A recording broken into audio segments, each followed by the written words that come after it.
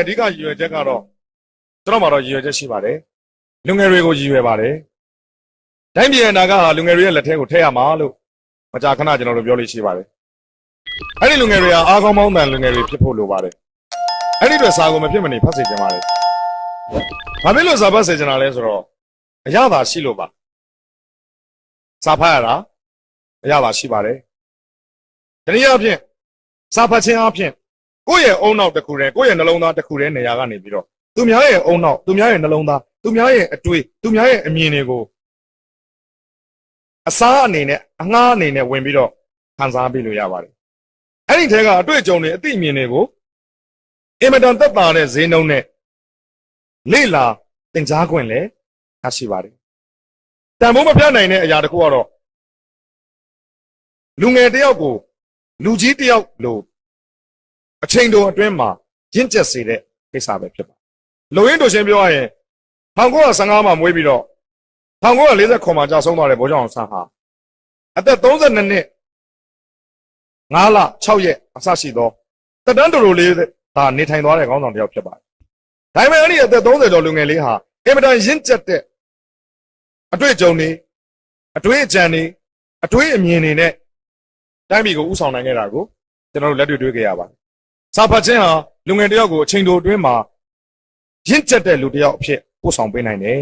ဒါကြောင့်ကျွန်တော်တို့ကစာဖတ်စေခြင်းနဲ့တိုင်းပြည်မှာစာဖတ်တဲ့လူငယ်တွေများလေလေတိုင်းပြည်ရဲ့အနာဂတ်ကိုစိတ်ချရလေလေလို့ကျွန်တော်တို့ကယုံကြည်တယ်စာဖတ်တဲ့နှလုံးသားတွေဟာစိတ်ချရတယ်စာမဖတ်တဲ့နှလုံးသားတွေကစိတ်မချရဘူးဒီသဘောလဲရှိပါတယ်ဒါကြောင့်ကျွန်တော်တို့ကစာပေဟောပြောပွဲတွေလုပ်ပြီးတော့စာဖတ်ဖို့တိုက်တွန်းရတယ်ကုလသမဂ္ဂတွင်မှုချုပ်ဖြစ်တာဝန်ထမ်းဆောင်ခဲ့တဲ့ပန်းတော်သားကြီးဦးတန်းရဲ့စကားအားလုံးသိတယ်။ online သုံးတဲ့လူငယ်တွေဆိုရင်ခဏခဏတွေ့မှာပါ။ line ပေါ်မှာခဏခဏအဲ့ဒီဓာတ်ပုံလေးနဲ့စာလေးနဲ့ရောက်လာပါတယ်။တိုးတက်တဲ့လူမျိုးတိုင်းဟာစာဖတ်ပြီးတော့စာဖတ်တဲ့လူမျိုးတိုင်းဟာတိုးတက်ကြတယ်ဆိုတဲ့ဦးတန်းရဲ့စကားလေးပြောကြတယ်။အဲ့ဒီရဲ့နောက်ကဒီကနေ့ဒီအချိန်နဲ့ကိုက်ညီတဲ့စကားကတော့ဒီကနေ့ကျွန်တော်တို့ရထားတဲ့ဒီမိုကရေစီနဲ့ပတ်သက်တဲ့စကားလေးဖြစ်ပါတယ်။ဦးတန်းကဘာပြောခဲ့တယ်လဲဆိုတော့နိုင်ငံရေးစနစ်တွေထဲမှာတဲ့ဒီမိုကရေစီစနစ်ဟာအကောင်းဆုံးလို့ပြောပါတယ်ဦးတန်းကအကောင်းဆုံးနဲ့အောင်မြင်ဖို့ရာအခက်ခဲဆုံးစနစ်တစ်ခုဖြစ်ပါတယ်ဟုတ်တယ်ဒီမိုကရေစီစနစ်ကကောင်းတာတော့မှန်တယ်ဒါပေမဲ့အောင်မြင်ဖို့တော့အနေငယ်အားစိုက်ရမယ်ခက်ခဲတယ်တက်သိနားလေတဲ့နိုင်ငံသူနိုင်ငံသားတွေရဲ့လက်ထဲမှာစင်ကျင်တုံတရားနဲ့ပြည့်စုံတဲ့နိုင်ငံသူနိုင်ငံသားတွေရဲ့လက်ထဲမှာမှဒီမိုကရေစီဆိုတဲ့ပန်းကလေးဟာလမ်းစားနိုင်မှာဖြစ်ပါတယ်။ဦးသားပြောတဲ့အထဲမှာတော့ပန်းနေပါလိမ့်မပါပါဘူး။ကျွန်တော်နည်းနည်းမြင်သာအောင်ပန်းမွင့်လေးထည့်လိုက်တာပါ။လူငယ်တွေရဲ့စိတ်ထဲမှာစာဖတ်ခြင်းဟာဘယ်လောက်ထိအရေးကြီးသလဲဆိုတာလေးသိအောင်နမူနာလေးတစ်ခုပြောချင်တယ်။အဲ့ဒါကတော့ဒီကနေ့ဒီမိုကရေစီရဲ့ဘိုးအေနိုင်ငံကြီးလို့ပြောကြတဲ့အမေရိကန်နိုင်ငံနဲ့ပတ်သက်ပြီးတော့ဖြစ်ပါတယ်။အမေရိကန်နိုင်ငံနဲ့ကျွန်တော်တို့နိုင်ငံကိုအလွယ်တကူနိုင်ရှင်မယ်ဆိုရင်တော့ဧရိယာကျယ်ဝန်းအရဆိုရင်အမေရိကန်နိုင်ငံကကျွန်တော်တို့နိုင်ငံတဲ့အစ30ကျော်လောက်ကျယ်ပြန့်ပါလိမ့်မယ်အဲ့တော့မြန်မာပြည်မြေပုံကိုပုံ30ကျော်ချဆွဲလိုက်ရင်အမေရိကန်ရဲ့နယ်နိမိတ်ဖြစ်မှာပေါ့မြန်မာနိုင်ငံရဲ့လူဦးရေက 51.49 သန်းလို့ပြောတယ်အလွယ်ပြောမယ်ဆိုရင်တော့သန်း50ပေါ့သန်း50ကျော်ပေါ့အမေရိကန်ရဲ့လူဦးရေကမြန်မာနိုင်ငံရဲ့လူဦးရေတဲ့8ဆဆိုတော့သန်း400လောက်ရှိမယ်မြန်မာနိုင်ငံမှာပြည်နယ်နဲ့တိုင်း14ခုရှိမယ်အမေရိကန်မှာပြည်နယ်50ရှိမယ်မြန်မာနိုင်ငံရဲ့အစိုးရတပ်တန်းဟာ9နှစ်ဖြစ်မယ်ပါတီတစ်ခုခုကိုရွေးချယ်ပြီးတော့မဲပေးရမယ်အမေရိကန်ရဲ့နိုင်ငံရေးတပ်တန်းကသမ္မတကိုတိုင်းရရွေးရမယ်သမ္မတရဲ့တပ်တန်းက4နှစ်ဖြစ်မယ်အဲ့ဒီသမ္မတတယောက်ဟာပြည်သူလူထုကရွေးချယ်တယ်ဆိုရင်သမ္မတတပ်တန်း20အထိတာဝန်ထမ်းဆောင်နိုင်တယ်ပြီးခဲ့တဲ့20ရက်နေ့ကယာဒူကနေဆင်းပေးသွားတဲ့အိုဘားမားဟာ20တိုင်တာဝန်ယူခဲ့တဲ့40မြောက်ပထမအဦးဆုံးသောလူမဲသမ္မတတယောက်ဖြစ်ပါတယ်ဒီကနေ့ဒေါ်နယ်ထရမ့်ဆိုတဲ့နောက်ထပ်သမ္မတတယောက်တက်လာပြီနိုင်ငံရေးသမားတယောက်မဟုတ်ပေမဲ့စီးပွားရေးသမားကိုစီးပွားရေးကိုခြေခံတဲ့ပုဂ္ဂိုလ်တယောက်အမေရိကန်သမ္မတဖြစ်လာတယ်ရှေ့ဆက်ပြီးတော့ကမ္ဘာကြီးရဲ့အနာဂတ်ဘာဖြစ်လာမလဲဆိုတာဒါကျွန်တော်ဇက်ခုံပေါ်မှာကြည့်ရမယ့်အနေအထားဖြစ်ပါတယ်ဒါပေမဲ့ဘာပဲဖြစ်ဖြစ်ဒါဟာအမေရိကန်နိုင်ငံသူနိုင်ငံသားတွေကရွေးချယ်လိုက်တဲ့သမ္မတတယောက်ပဲဖြစ်ပါတယ်အဲ့တော့လူမဲသမ္မတအဖြစ် မှတ်တမ်းတင်နိုင်ခဲ့တဲ့အိုဘားမားအဲ့ဒီနိုင်ငံနဲ့ကျွန်တော်တို့ရဲ့နိုင်ရှင်မှုအဲ့ဒီနိုင်ငံမှာဒီမိုကရေစီနဲ့ပတ်သက်ရင်ဘိုးရီလို့ပြောလို့ရတဲ့နိုင်ငံမှာလွန်ခဲ့တဲ့နှစ်200ကျော်ကအမေရိကန်လူပြူတွေကလူမဲတွေကိုကျွန်အဖြစ်အနိုင်ကျင့်ခဲ့ကြတယ်လူပြူတွေကလူမဲတွေကိုကျွန်အဖြစ်အနိုင်ကျင့်ခဲ့ကြပါတယ်ရွှေ90မျိုး90အကြောင်းကိုဝတ္ထုကြီးရေးထားတဲ့နော်ဝတ္ထုရှည်တစ်ပုဒ်ရှိပါတယ် The Root ဆိုတဲ့နာမည်နဲ့ဇာတိဆရာပေါင်းထုံးသူကဘာသာပြန်တော့ဇင်းမြင့်ဆိုတဲ့နာမည်နဲ့ဘာသာပြန်တယ်စာမျက်နှာ600 900လောက်ရှိမဲ့စာအုပ်ကြီးရွှေ90မျိုး90အကြောင်းဖတ်လို့အင်မတန်ကောင်းပါတယ်အဲ့ဒီစာအုပ်ကြီးကိုဖတ်ပြီးတော့ကျွန်တော်ကဘုံတန်းဆိုတဲ့ကြပြလေးတစ်ပုဒ်တော်မှရေးပြခဲ့တယ်အဲ့ဒီမှာအမေရိကန်လူမဲတွေကတနေရာနဲ့ဆက်သွယ်ရင်သူကဘုံတန်းနဲ့ဆက်သွယ်လေးရှိပါတယ်သူတို့ဖမ်းမဲ့စီးမဲ့လက်နက်တွေကင်ဆောင်ထားတဲ့လူပြူတွေလာပြီးဆိုရင်ဘုံတန်းကတစ်မျိုးအေဂျင့်နေတယ်တိတ်ဆိတ်နေတယ်တာယာနေတယ်ဆိုရင်ဘုံတန်းကတစ်မျိုး15 6နှစ်လူပြိုပေါင်းရောက်လာတဲ့လူမဲတွေကိုခုနကကြီးကောင်ဝင်တဲ့အခါမှာလူရဝင်အောင်သူတို့ဒလိစရိုက်ရလက်ကျင်ပေးတဲ့သင်တန်းတွေရှိပါတယ်အဲ့ဒီသင်တန်းတွေကိုသွားရတော့မယ်ဆိုရင်ဘုံတန်းကတစ်မျိုးအဲ့တော့အဲ့ဒီဝတ္ထုကိုဖတ်ပြီးတော့ကျွန်တော်ကြပြလေးတစ်ပုဒ်တော့ရေးပြခဲ့တယ်ဟုတ်ပြီပြောနေတာကအဲ့ဒီအမေရိကန်လူမဲတွေကလူပြူတွေရဲ့အနိုင်ကျင့်ခြင်းကိုခံခဲ့ရတယ်အဲ့တော့လူပြူတွေစားတဲ့စားတော့ဆိုင်ပါလူမဲတွေလာစားခွင့်မရှိဘူးလူပြူတွေစီးတဲ့ကားတွေယထာတွေလူမဲတွေစီးခွင့်မရှိဘူးလူပြူတွေပန်းဖြေတဲ့ပန်းကြံမှာလူမဲတွေခြေချခွင့်မရှိဘူးအဲ့ဒါပို့ပြီးတော့အဆိုးအဆုံးကတော့လူမဲများအားလုံးပညာသင်ကြားခွင့်မရှိစာအုပ်နဲ့လူမဲနဲ့အတူတူတွဲတွေ့ရင်ထောင်ချတဲ့အထိလူပြူတွေကအရေးယူတယ်အဲ့တော့ဒီကနေ့လူငယ်လေးတွေကိုကျွန်တော်တို့ကသိစေချင်တယ်ပညာသင်ကြားခွင့်ဘာဖြစ်လို့မပြုချင်တာလဲလူပြူတွေကလူမဲတွေကိုဘာဖြစ်လို့စာမတတ်စေချင်တာလဲစာမဖတ်စေချင်တာလဲဘာဖြစ်လို့ပညာမတတ်စေချင်တာလဲစာဖတ်တတ်သွားရင်ပညာတွေတတ်သွားရင်တွေးတတ်ခေါ်တတ်လာမယ်မျှော်မြင်တတ်လာမယ်ကိုယ့်ရဲ့နစ်နာမှုတွေကိုသိလာမယ်ဆုံးရှုံးမှုတွေကိုခံပြင်းလာမယ်အဲ့ဒီကနေတစ်ဆင့်တော်လန်ပုံကန်ခြင်းတဲ့စိတ်တွေပေါ်ပေါက်လာနိုင်တယ်စာမတတ်ခြင်းအဖြစ်ပညာနည်းခြင်းအဖြစ်လူပြူတွေကလူမဲတွေကိုအကြာကြီးအုပ်ချုပ်လို့ရတယ်အနိုင်ကျင့်လို့ရတယ်ဒီရွယ်ချက်ကတော့ကျွန်သက်ရှည်အောင်လို့လူပြူတွေကလူမဲတွေကိုပညာသင်ခွင့်စာဖတ်ခွင့်မပေးခဲ့ဘူးအဲ့တော့ဘာပဲဖြစ်ဖြစ်ကျွန်တော်တို့နိုင်ငံမှာဒီကနေ့လူငယ်တွေကိုစာအုပ်နဲ့လူငယ်တွေနဲ့အတူတူတွဲတွေ့ရင်ထောင်ချမယ်လို့တော့ဘယ်သူကမှထုတ်ပြန်ထားခြင်းမရှိဘူးဒါပေမဲ့ကျွန်တော်တို့လူငယ်တွေကလည်းထောင်ချခံရစရာအကြောင်းမရှိပါဘူးဘာဖြစ်လို့လဲဆိုတော့သူတို့နဲ့စာအုပ်နဲ့တွဲတွေ့ဖို့ဆိုတာလွယ်တာမှမဟုတ်ပဲသူတို့ဖတ်မှမဖတ်တာ哦အဲ့တော့စာမဖတ်စေခြင်းနဲ့ရည်ရွယ်ချက်ပညာကောင်းကောင်းမတတ်စေခြင်းနဲ့ရည်ရွယ်ချက်ဟာကျွန်သက်ရှည်အောင်လို့ပါဆိုတဲ့စကားကလွဲပြီးတော့ကျွန်တော်တို့မှတခြားပြောစရာစကားမရှိသလောက်ဖြစ်နေပါတယ်ဒါကြောင့်မလို့နှစ်ပေါင်း90ကျော်ဖြတ်သန်းခဲ့ရတဲ့ကျွန်တော်တို့နိုင်ငံရဲ့အခြေအနေရဒီကနေ့အခြေအနေမှာဒီမိုကရေစီနဲ့ထိုက်တန်တဲ့နိုင်ငံသူနိုင်ငံသားတွေအဖြစ်သက်သေပြဖို့အတွက်ကျွန်တော်တို့ထုချွန်တဲ့ထက်မြက်တဲ့ပါပါနတ်နတ်ရှိတဲ့နိုင်ငံသူနိုင်ငံသားတွေအဖြစ်ကိုရောက်ဖို့တက်ညီလက်ညီနဲ့စူးစမ်းရပါလိမ့်မယ်ဒါကြောင့်စာဖတ်ဖို့တိုက်တွန်းရခြင်းဖြစ်ပါတယ်တကယ်တော့အာနာနာနဲ့တိုက်တွန်းရတာဖြစ်ပါတယ်ဘာဖြစ်လို့အခုကြောင့်မှစင်မော်တက်ပြီးစာဖတ်ဖို့တိုက်တွန်းရတာလဲဆိုတော့ကျွန်တော်တို့သင်ခဲ့ရတဲ့ပညာရေးကမလုံလောက်လို့ဖြစ်ပါတယ်ကျွန်တော်တို့သင်ခဲ့ရတဲ့ပညာရေးကမလုံလောက်ပါဘူး။နော်ဒီအင်္ဂပူမျိုးလေးကကျွန်တော်ရဲ့ငယ်ဆရာမတွေရှိတဲ့မျိုးလေးပါကျွန်တော်အကြောင်းဆရာကြီးနော်ဦးကြည်အောင်ရှိပါတယ်ကျွန်တော်ဆရာမတွေရှိပါတယ်ကိုချိန်ဒီတက်ရှိတင်ရှားရှိကြပါတယ်ဆရာမဒေါ်သားအောင်တို့ဆရာမဒေါ်တင်နေကြီးတို့ရှိပါတယ်အဲ့တော့ကျွန်တော်တို့ငယ်ဆရာမတွေဘယ်လောက်တော်တယ်ဆိုတာလဲကျွန်တော်တို့မိဘများသိပြီးသားဖြစ်ပါတယ်သို့တော့ကျွန်တော်နိုင်ငံရဲ့ပညာရေးကတဖြည်းဖြည်းတိုးတက်လာရမယ့်အစားစုပ်ယုပ်ကြဆင်းလာတာကိုတွေ့ရပါတယ်ကျွန်တော်ကိုယ်တိုင်ဘဝရဲ့အသက်မွေးဝမ်းကြောင်းအနေနဲ့ကျူရှင်ဆရာဖြစ်အသက်မွေးဝမ်းကြောင်းပြုရတဲ့အခါမှာပညာရေးကိုပို့ပြီးတော့နားလည်လာပါတယ်အဲ့တော့ဒီစင်မောကနေပြီးတော့စာဖတ်ဖို့တိုက်တွန်းရတာအာနာနာနဲ့တိုက်တွန်းရတာဖြစ်ပါ ပညာရေးကအာမကိုရတဲ့အတွက်ပညာရေးမှာတခါတည်းပူးတွဲပြီးတော့ပါသိတဲ့အချက်ဟာမပါခဲ့တဲ့အတွက်ပြောရခြင်းဖြစ်ပါတယ်ကျွန်တော်တို့ငယ်တန်းကနေ10တန်းထိကျောင်းတက်တာ17နှစ်ကြာပါတယ်သူငယ်တန်းကနေ10တန်းထိ17နှစ်ကြာအောင်သင်ရပါတယ်နော်စကားမဆက်ဆာမကျေစင်မှုဝင်ဆိုလို့ရှိရင်ဒါကျောင်းဆရာမလို့ကျွန်တော်သိထားပါတယ်ဟုတ်တယ်နော်ဆရာမဆိုတော့ကျွန်တော်တို့ဆရာမတွေကိုလေးစားပါတယ်သူငယ်တန်းကနေ10တန်းထိကျွန်တော်17နှစ်သင်တာသင်တယ်ဆရာဝန်တွေအင်ဂျင်နီယာတွေအပထားပါဘွဲတစ်ဘွဲရဖို့အတွက်ကျွန်တော်တို့နောက်ထပ်3-4နှစ်လောက်သင်ကြရတယ်ဒါဆိုရင်သူငယ်တန်းကနေဘွဲရတဲ့အထိကျွန်တော်တို့ပညာသင်တဲ့အချိန်ဟာစုစုပေါင်းဘယ်လောက်ကြာမလဲ15နှစ်လောက်ကြာတယ်အဲ့တော့15နှစ်လောက်ကြာပြီးမှကျွန်တော်တို့ကကိုယုံကြည်မှုရှိတဲ့လူငယ်တွေဖြစ်ရမယ်အစားအနာဂတ်မရေရာမသေးကြတဲ့လူငယ်လေးတွေများနေတာကိုတွေ့နေရပါတယ်တိုင်းပြည်တွေနိုင်ငံတွေလိုနေတာကဘွဲရပညာတတ်အလုံးနဲ့အကိုင်နဲ့ဂုဏ်သိက္ခာနဲ့တစ်ဖက်တစ်လမ်းကတိုင်းတို့ပြည်တို့ဆောင်ရွက်နိုင်တဲ့အားကောင်းမောင်းတဲ့လူငယ်တွေလိုချင်တာဖြစ်ပါတယ်ဖြစ်ရမှာဖြစ်ပါတယ်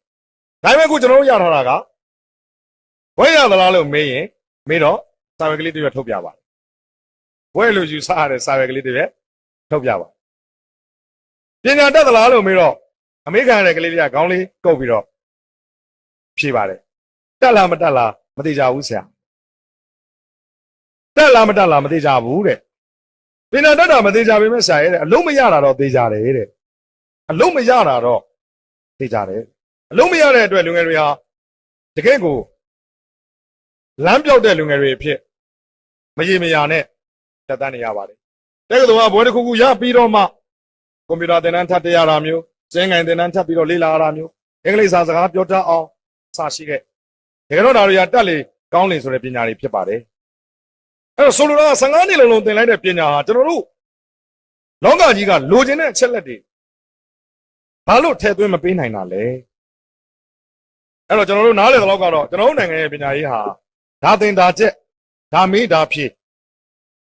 ဒါအခုလူချင်းမိဘများလဲသိကြမှာပါပုံစံခွက်ထဲကပညာရေးဖြစ်နေတယ်ရသမဲ့နေတဲ့ပညာရေးဖြစ်နေတယ်နှလုံးသားမပါတဲ့ပညာရေးဖြစ်နေတယ်ခံစားချက်ပျောက်နေတဲ့စက်ရုပ်ပညာရေးလိုစက်တူရေးပညာရေးလိုဖြစ်နေတယ်အဲ့ဒီ15နှစ်ဟာတိုင်းပြည်အတွက်နိုင်ငံအတွက်မိသားစုအတွက်နောက်ဆုံးကိုယ့်အတွက်လုံလောက်တဲ့ပမာဏဖြစ်တင်ပါရဲ့နဲ့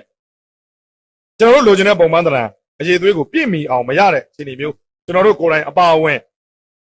ရင်ဆိုင်နေရပါတယ်အဲ့တော့ကျောင်းမှာသင်ခဲ့တဲ့15နှစ်ကတတ်လောကကြီးကလိုချင်တာတတ်ဖြစ်နေပါတယ်15နှစ်ကတတ်လောကကလိုချင်တာကတတ်ဖြစ်နေပါ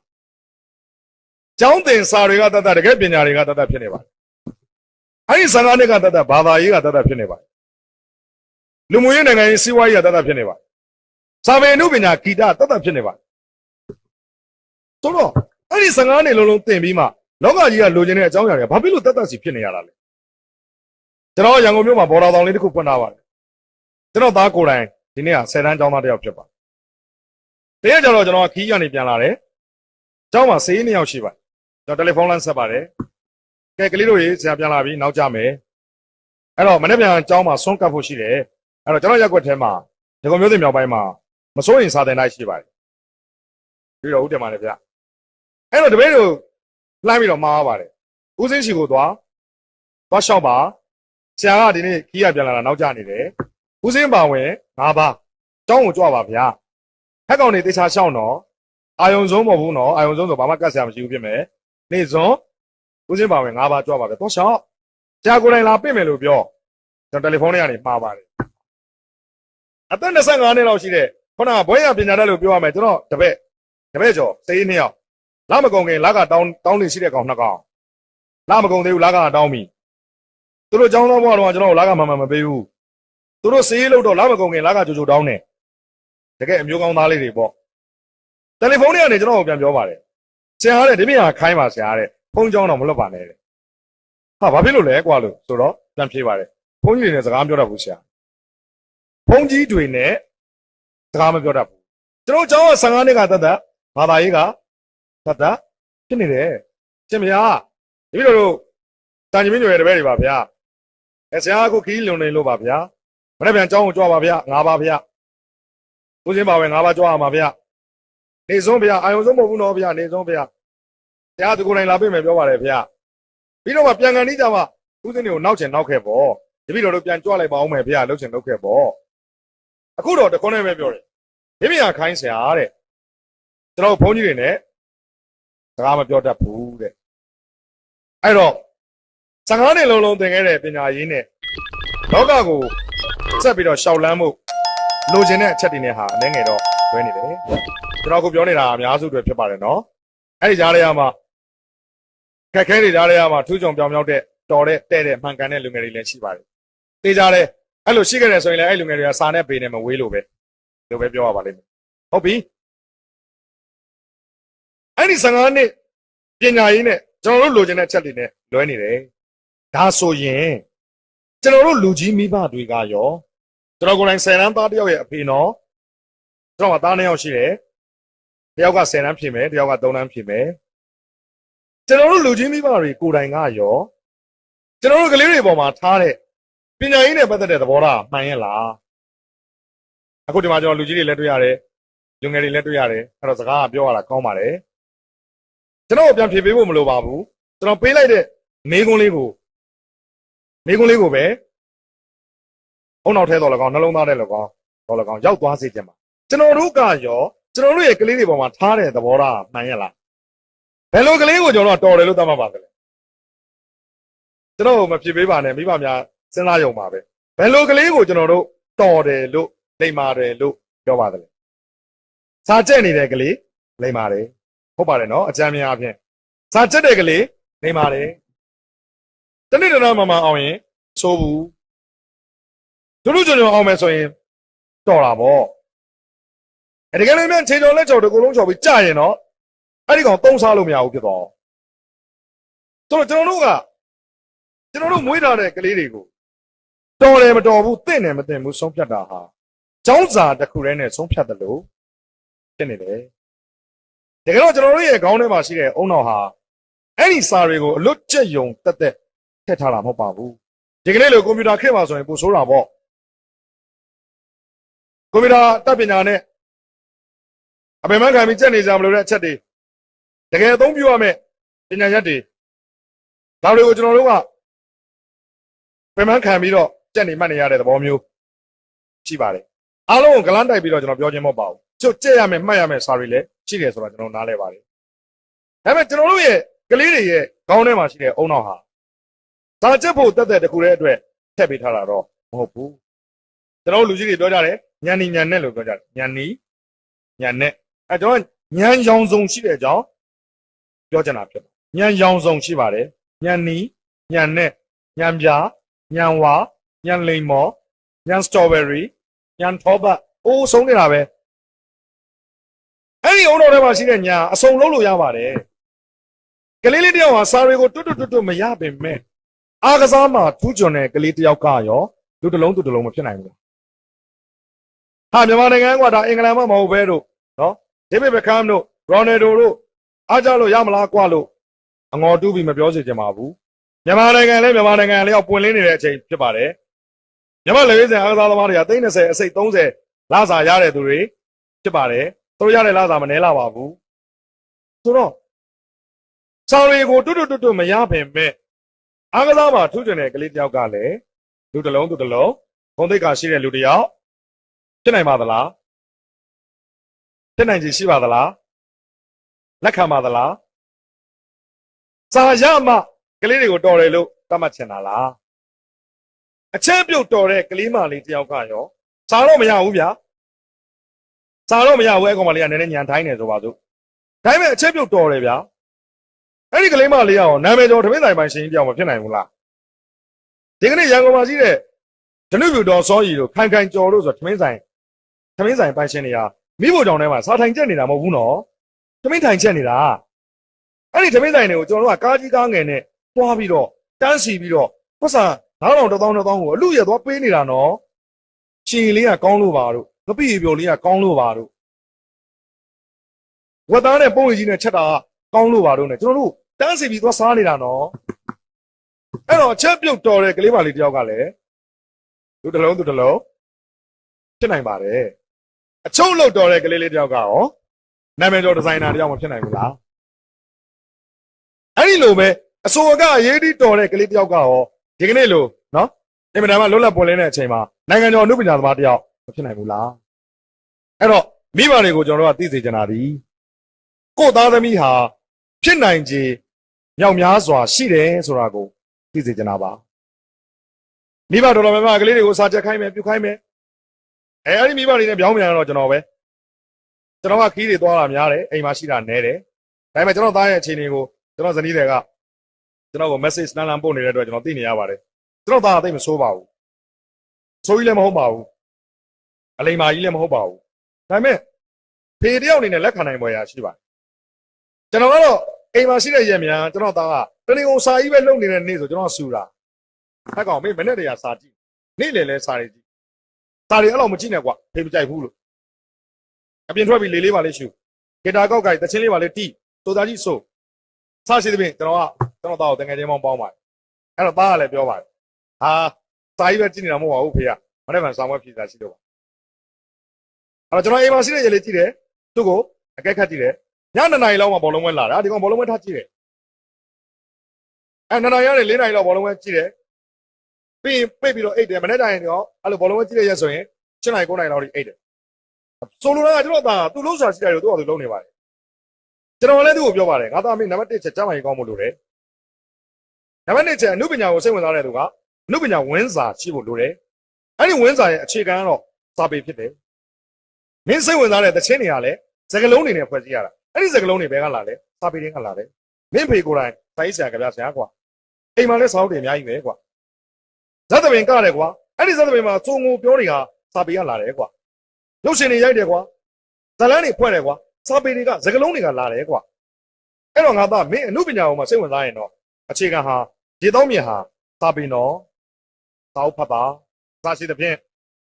ကျွန်တော်သားနဲ့ကျွန်တော်လည်းကတော့တကယ်ချင်းပေါင်းပါတယ်အဲ့တော့10 တန်းမှာသူကဘယ်လိုချင်းနေနဲ့အောင်မလဲသိပါဘူးကျွန်တော်တို့သူ့ကိုလွတ်လွတ်လပ်လပ်ခွင့်ပေးထားပါတယ်ကြားလို့လည်းရပါတယ်အောင်လို့လည်းရပါတယ်ဂုံတူးပါလို့လည်းရပါတယ်မပါလို့လည်းရပါတယ်အဲ့ဒါငါသားရဲ့သဘောပါလို့အဖေတို့ကတော့တတ်နိုင်တယ်ဗျတတ်နိုင်တာလေးတော့ဆောင်းရွက်ပေးပြီပဲလို့အဲ့တော့သားဘက်ကသာစဉ်းစားပါလို့ဆိုပြီးတော့ကျွန်တော်တို့သားဖနှစ်ယောက်ကတော့လွတ်လွတ်လပ်လပ်ကြတယ်ပေါ့အဲ့တော့ဒီစကားကိုပြောနေခြင်းဒီကျွန်တော်မှသားသမီးမရှိလို့ပညာရေးကိုပြည့်ပြည့်ခါခါပြောနေတာမျိုးမဟုတ်ဘဲနဲ့ကျွန်တော်တို့လူချင်းမိဘတွေရဲ့ထားနေတဲ့သဘောထားသည်ဒါတင်တာချက်ဒါမေးတာဖြစ်စနစ်နဲ့သွားတဲ့ပညာရေးမှာသိပြီးတော့ခံမကြလာဘူးကလေးတွေကိုမေးခွန်းမပေးဘူးကျွန်တော်နိုင်ငံ၄-၅-6 နိုင်ငံရောက်ဘူးတဲ့အဲ့ဒီနိုင်ငံတွေရောက်ရင်ကျွန်တော်ပညာရေးနဲ့ပတ်သက်လို့လေ့လာတယ်လေ့လာလိုက်တဲ့အခါတိုင်းမှာတပြင်းကြီးတပုံစံနဲ့တွေ့ရတာပါလဲဆိုရင်အဲ့ဒီအကြောင်းတွေအကုန်လုံးက question မေးပါမေးခွန်းမေးပါကျွန်တော်နိုင်ငံမှာမေးခွန်းမရှိဘူးဆရာမအဲ့ဒါကဘယ်ကဲ့သို့ပဲချမ်းသာဆိုထောက်ခံရမှာနော်ဆရာမလည်းရှိတယ်ရှိအဲ့ကောင်လေးခြေလိုက်တာဆိုပြီးတော့ထောက်ခံရမှာအဲ့ဒီပြဿနာဘယ်မှာသွားတက်လဲဆိုတော့တွတ်တော်မှာသွားတက်2010ကနေ2015တွတ်တော်9နှစ်ခု2015 2020နောက်တာ9နှစ်လွတ်တော်မှာပြည်သူ့လွတ်တော်အမျိုးသားလွတ်တော်အဲ့ဒီမှာဥက္ကဋ္ဌဆိုတဲ့ပုံကိုယ်တွေရှိမယ်ဦးဝင်းမြင့်တို့နော်အဲ့မှာလွတ်တော်ကိုယ်တိုင်အသီးသီးက10 မိနစ်စီအချိန်ရတယ်အဲ့ဒီမှာထိုးတွင်းညံနဲ့ထက်မြက်ခဲ့တဲ့ပါနတ်ခဲ့တဲ့လွတ်တော်ကိုယ်တိုင်တွေကိုတွေ့ရတယ်လို့ဥတူတူအတ္တကိုယ်တိုင်တွေကိုလည်းတွေ့ရတယ်ပေးတော့တဲ့အချိန်က10 မိနစ်ပဲအဲ့ဒီ10 မိနစ်တွေမှာကြောင်းတုံးပြီးအောင်မိခွန်းတွေကိုလာပြတဲ့ဝင်ကြီးကိုချွေးပြက်ကြပြီးဖင်ထိုင်လဲအောင်ရက်ကြလက်ကြမေးနိုင်တဲ့သူတွေကိုကိုယ်တိုင်တွေကိုတွေ့ရတယ်လို့မျက်မှန်ကြီးကိုတားလိုက်ချွတ်လိုက်အပေါ်စာရွက်ကိုအောက်ပြန်ထည့်အောက်ကစာရွက်ကိုအပေါ်ပြန်ထုတ်အလဲစာရွက်ကဘယ်ရောက်လို့ရောက်မှမသိမျက်မှန်ကြီးကိုတားလိုက်ချွတ်လိုက်စကားတွေကအားထစ်10 မိနစ်ပြည့်သွားလို့လွတ်တော်ကိုယ်တိုင်ကဒီကုန်းချုပ်ပါနောက်ဆုံး3 ခါလောက်ပြောတော့မရလို့မိုက်ခရိုဖုန်းပိတ်ပလိုက်ရတဲ့အထိကြောင်ကန်းနဲ့ထိုင်သွားတဲ့ကိုယ်တိုင်တွေလည်းတွေ့ရတယ်အဲ့ဒါငယ်တုန်းကဆရာကောင်းနဲ့မတွေ့ကြတာလေပါမယ်မိကုန်းတွေကိုကောင်းမမမေးတတ်ခဲ့တာလေပါနိုင်တယ်နော်အဲ့တော့မြန်မာနိုင်ငံရေးသည် ဒီဒီမိုကရေစီကိုသာအတို့ရှေအောင်သွားမယ်ဆိုရင်လွတ်တော်နိုင်ငံရေးကဆက်ပြီးတော့သွားရမှာဒါဆိုရင်ဒီចောင်းကန်းတွေကကလေးတွေဟာ probability ရနော်ဖြစ်တန်စွမ်းအရမျိုးစုံဖြစ်ခွင့်ရှိတဲ့ကလေးတွေဖြစ်ပါတယ်အဲ့တော့ဒီကလေးတွေပေါ်မှာကျွန်တော်တို့လူကြီးမိဘများကတဲ့တဲ့မမသင်ကြားပေးနိုင်ဖို့လိုမယ်ထင်တယ်အဲ့တော့ပညာရေးနဲ့ပတ်သက်ရင်ကျွန်တော်ကဒီရှုံးပါရှုံးပြောလို့ရှိပါတယ်ကျွန်တော်ဘိုင်ယိုသင်တာကိုရန်ဆန်ကကျွန်တော်ဘိုင်ယိုသင်ပါတယ်ကျွန်တော်လုပ်တဲ့20နှစ်နှစ်ရှိပြီအသက်ကငယ်ပြီးတော့လုပ်သက်ကကြီးနေတယ်ဒါလို့ဆိုဒုတိယနှစ်ကျောင်းသားဘဝတွေကပြင်ဆရာလုပ်ခဲ့ရတာဆိုတော့ကျွန်တော်ဖခင်ကြီးဆုံးပါသွားတဲ့အတွက်ဒါပေမဲ့ကျွန်တော်ကစာပေသမားဆိုတော့မြန်မာသာစိတ်ဝင်စားတယ်မြန်မာသာစိတ်ဝင်စားတဲ့အခါကျတော့တန်တန်းမြန်မာသာမှာပါတဲ့အကြောင်းအရာတွေကိုလည်းသိနေတယ်တကယ်တော့ကျွန်တော်ကအဖြူစိမ့်ဝတ်တဲ့ကျောင်းဆရာဖြစ်ချင်တာဒါပေမဲ့ကျွန်တော်ကမဖြစ်ရဘူးဆရာမရဲ့ဘာလို့လာစာကနည်းနည်းလေးပေးတာကိုမလောက်ဘူးလေဆရာမရဲ့ကျွန်တော်ကမြို့မှာနေရတဲ့အခါကျတော့14ကားသိန်းရမှာလောက်ပါဗျအစိုးရကလောက်မပေးနိုင်ဘူးလေအဲ့တော့ तू ကလာစာကကောင်းကောင်းမပေးတဲ့အခါကျတော့ကိုရဝက်ရအောင်ကလည်းပညာရေးဌာနဆိုတော့မြေပြူခဲတွေဘာလုပ်မလဲဗျာချက်စားလို့လည်းမရကြော်စားလို့လည်းမရတောက်တယ်မိုးကြီးဖြုတ်ယူသွားပြီးတော့ဘာလုပ်လို့ရမလဲဗျာပြောချင်တာပညာရေးဌာနမှာမတမာမှုလုပ်เสียအကြောင်းဓမ္မဆာရှိဘူးအဲ့တော့ခုနကယူလာရင်စောစောကပြောတဲ့မြေပြူခဲတွေဒက်စတာတွေဒါတွေယူလာတော့လည်းအသုံးမှမဝင်တဲ့ဟာဗျာအဲ့တော့မဖြစ်ရဘူးကျွန်တော်တို့ကဒါပေမဲ့ကျောင်းဆရာလုပ်ကိုဘာလို့စိတ်ဝင်စားသလဲကလေးတွေကစိတ်ဝင်စားကြကောင်းလို့တရက်မှာမြန်မာသားဆရာကျွန်တော်ဖုန်းဆက်တယ်ကြာရေးတဲ့ကျွန်တော်အမေအသေးအတန်ဖြစ်နေတယ်တဲ့ဒီနေ့တစ်ချိန်ခွင့်ပေးပါရတယ်လို့ရတယ်ဆရာကျွန်တော်ရှိတယ်လို့ကျွန်တော်ဝင်လိုက်မယ်လို့ကျွန်တော်ဝင်မယ်ဆိုတော့ကျွန်တော်ဘိုင်ယိုမတင်ပါဘူးလို့ခင်ဗျာအီကိုကျောင်းသားကြီးလည်းရှိတဲ့ခါကျတော့မြန်မာသားပဲဝင်လိုက်မယ်ဆရာရေးလို့ဆိုင်စာကုန်းလေ့ကျင့်ပေးလိုက်မယ်ဆရာရေးလို့နော်လို့ကြားစာတွေကျွန်တော်မတင်ပါဘူးလို့မတင်တတ်ပါဘူးလို့ဆိုင်စာကုန်းပဲလေ့ကျင့်ပေးလိုက်မယ်ကျေးဇူးပါဆရာတဲ့အဲ့ဒါကလေးတွေကိုကျွန်တော်နှုတ်ဆက်ချင်းကတနာရီခွဲရန်ကုန်မှာစာသင်ခြင်းချင်းကတနာရီခွဲပါအဲ့တော့ကလေးတွေကိုကျွန်တော်ပြောပါတယ်မြန်မာသားဆရာမလာဘူးမလာနိုင်ဘူးအဲ့တော့မင်းတို့ဆိုင်စာကုန်းလေ့ကျင့်ရမယ်အဲ့တော့ကျွန်တော်အဲ့ဒီကပြာသူလားပြင်းနေကျွန်တော်ခေါင်းစဉ်လေးတက်လိုက်တယ်မွေးမေ့ကျေးဇူးမွေးမေ့ကျေးဇူးဒါမင်းတို့နိုင်ဝက်လောက်အားလုံးဖုံးမယ်ပြီးရင်မင်းတို့ကတနာရီရေးပါဆရာပြောတာတွေကိုနားထောင်ပြီးရေးရင်တော့မှမင်းတို့3-4မျက်နှာတော့ရေးလို့ရတယ်ကလေးတွေလည်းစိတ်ဝင်စားနားထောင်ကြအဲ့တော့ခေါင်းစဉ်ကနေစပြီးကျွန်တော်ရှင်းပြတယ်မွေးမေ့ကျေးဇူးဒီစာကုန်းရဲ့အတိကလိုချင်တဲ့အချက်ဟာအမေအကြောင်းဒါပေမဲ့မင်းတို့အမေကြီးပဲတတ်တတ်ရေးလို့လည်းမဖြစ်ဘူးအဖေလည်းပါမှဖြစ်မယ်မင်းတို့ရဲ့ဘောဖြစ်တဲ့ပုံမှာအဖေလည်းပါတယ်ဒါပေမဲ့မင်းတို့ကအဲ့ဒါကိုအဖေကိုအားတန်ပြီးတော့အဖေတွေအများကြီးရေးပြီးတော့အမေနည်းနည်းလေးလာမလုံးနဲ့ကျွန်တော်ခေါင်းစဉ်အစပြီးရှင်းပြတယ်ပေါ့အဓိကရေးရမှာဒီမွေးမေ့အကြောင်းမင်းသမီးကအမေအဖေကတော့ကွာသတ်ဖို့ကြရမှာကွာနည်းနည်းတော့ပါရမယ်ဟုတ်ပြီအဲ့တော့ကြာဆိုလားပြင်းနေကုသခနဲ့ပတ်သက်တဲ့အကြောင်းလေးအမေနဲ့သတ်မှတ်တဲ့အကြောင်းလေးတွေပြောပြအဲ့ဒီအချိန်မှာပဲရက်ွက်ဓမ္မယုံကဘာအော်လဲဆိုတော့ဟုတ်ကဲ့ခင်ဗျာအခုလိုအင်မတန်မှထုတ်ခဲ့တဲ့အမေနေ့မှာဆိုရင်ဘာပြောနေလဲဆိုတော့သူကမြတ်စွာဘုရားရှင်တော်မှလို့တလုံးမို့သာကြည်တာဆိုပြီးတော့တာမန်ပုရုဇဉ်နေဆိုရင်သူကနှုတ်တလုံးမို့နဲ့နှုတ်ဆက်ဖို့တွေလုပ်နေတယ်ဘုရားတော်မှနှုတ်တလုံးမို့ပဲကြည်တယ်ဆိုတဲ့စကားကိုအော်နေတဲ့အတန်ကိုကျွန်တော်ကြားတယ်အဲ့တော့ကျွန်တော်ကလေးတွေကိုကန်ဟဲကောင်းနေဘောပလင်းနေချခဏနားထောင်တယ်ကြားလားကြားတယ်ဆရာဘယ်လိုပြောလဲရက်ွက်ဘောပကလူကြီးဘယ်လိုပြောလဲဟာဘုရားရှင်တော်မှနှုတ်တလုံးမို့ပဲကြည်တယ်ပြောတယ်ဆရာအေးဟာလားမှားနေတယ်အဲ့ဒီစာတော်မင်းတို့ထည့်ရေးလိုက်ရင်ငါတော့မှမပေးဘူးအတုမရှိမြတ်စွာဘုရားကွာလို့အနိုင်မဲ့ကျေးဇူးရှင်ကွာလို့မင်းမအေးမမိခင်မှာနှုတ်နှလုံးရှိရင်နှလုံးမလုံးကြည်တယ်ကွာလို့ကျွန်တော်ကလေးတွေဆိုရေးချပြောရပါတယ်10လုံးရှိရင်10လုံးမလုံးကြည်တယ်ကွာလို့အလုံး20ရှိရင်အလုံး20လုံးကြည်တယ်ကွာလို့တကယ်တော့ကွာလို့တစ်ဖက်ကပုရုဇဉ်ဖြစ်တဲ့တာမန်လူတွေကိုပူပူကဲကဲပြောချင်ရာကနေပြီးတော့အဲ့စကားလွဲသွားတာမြတ်စွာဘုရားရှင်လိုပုဂ္ဂိုလ်မျိုးကြီးတောင်မှလို့တလုံးပိုးပဲကြည်ရင်မင်းတို့လိုတာမန်ပုရုဇဉ်တွေတစ်စက်ဖို့ကြည်ဖို့မလွယ်ဘူးတစ်ဖက်ကိုဖိကျင်တာနဲ့တစ်ဖက်ကဖောင်းသွားတာလို့အဲ့ဒါမှားနေတယ်လို့တော့ကလေးတွေကအဲ့ဒါမင်းတို့ထည့်ရင်ကအမှန်ပေးဘူးနော်လို့ဟုတ်ကဲ့ပါဆရာပါညာပေါ့အဲ့ဒါနဲ့ကျွန်တော်က6 တန်း10 တန်းတုန်းကတောင်းကလာမှာကျောင်းသွားတက်ပြီးတော့ဒဂုံမြောက်ပိုင်းကိုပြန်ရတယ်ဆိုတဲ့အကြောင်းအမေကလက်ဖေးကိုအလွန်ကြိုက်တယ်ဆိုတဲ့အကြောင်းအမေကအဲ့ဒီတောင်းကလာလက်ဖေးဆိုင်91ဆိုတဲ့ဆိုင်လေးတစ်ဆိုင်ရှိပါတယ်အဲ့တော့92ခုနှစ်ဆိုတော့ အဲ့ဒီနိုင်ဝမ်းဆိုလက်ဖေးဆိုင်ကသူရှင်ကပြန်ရင်ကျွန်တော်ကလက်ဖေးအမြဲတမ်းဝယ်လေးရှိတယ်ဆိုတဲ့အကြောင်းအဲ့ဒီလက်ဖေးကိုမှကျွန်တော်အမေကစောစောမက်မက်တောက်တယ်ဆိုတဲ့အကြောင်းကျွန်တော်စီးရဲ့စပိန်ကပြိုင်ဘိန်းလေးဖြစ်တဲ့အကြောင်းပြိုင်ဘိန်းလေးကခါကုန်းပြီးနေရတယ်ဆိုတဲ့အကြောင်းကိုယ့်ကလေးတွေကစပိန်တွေပါသိမသိတော့ဘူးလေအဲ့လိုနဲ့ဒီလေးတချွန်ချွန်တချင်းလေးတညီညီဒီလက်ဖေးတုံလေးကိုကန်ပြီးခါလေးကုန်းပြီးနေလာတဲ့ဘိန်းကကတောင်လုံးရှိတဲ့ကြောက်တုံးနဲ့ဒုံးကနေတိုက်ပြီးတော့ကျွန်းပြစ်သွားတယ်ဆိုတဲ့အကြောင်းစပိန်တော်မှာနံပါတ်3မှာလဲသွားတာလူဆိုရင်တော့မစင်းသွားနဲ့တော့ဒါပေမဲ့အဲ့ဒီအချိန်မှာကျွန်တော်ရဲ့စိတ်ဟာ